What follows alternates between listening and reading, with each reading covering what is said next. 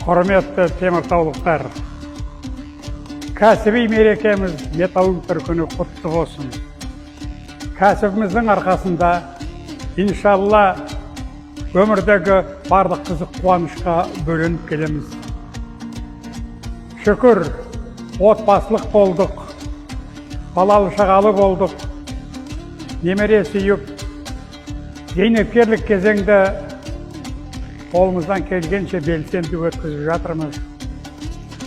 Бақыт деген осы, мамандықтың арқасында мен бақытқа жетіп отырмын.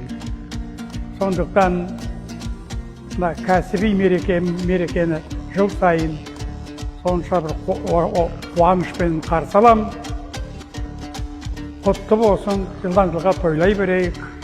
Алланың бергенін жасап, біраз орталарында бола берейік.